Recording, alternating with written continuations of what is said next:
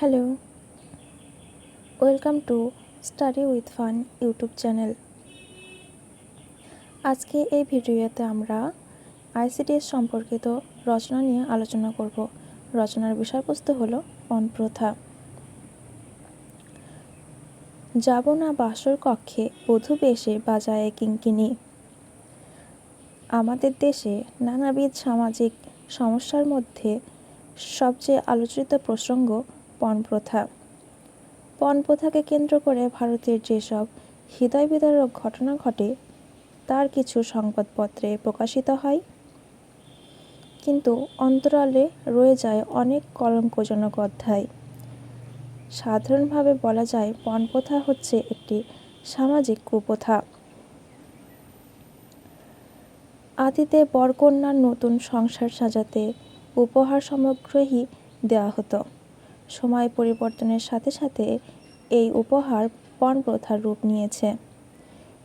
হিন্দু সমাজে এই প্রথার প্রচলন ছিল, এমনকি মুসলিম দেশগুলোতেও পণ প্রথার প্রচলন ছিল।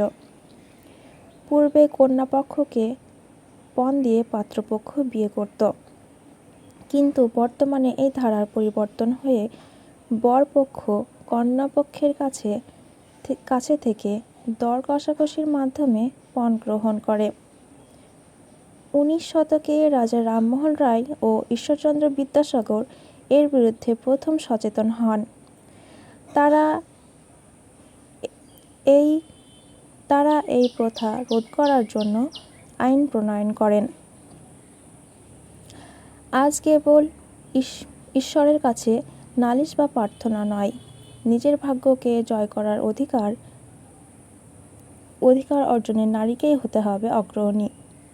তাদের বলতে হবে, আমি নারী, আমি মহীয়সী, আমার সুরে সুর বেঁধেছে জ্যোৎস্না বাণী, নিদ্রাবিহীন শশী। আমি নইলে মিথ্যা হতো সন্ধ্যা দ্বারা ওঠা, মিথ্যা হতো কাননে ফুল ফোটা।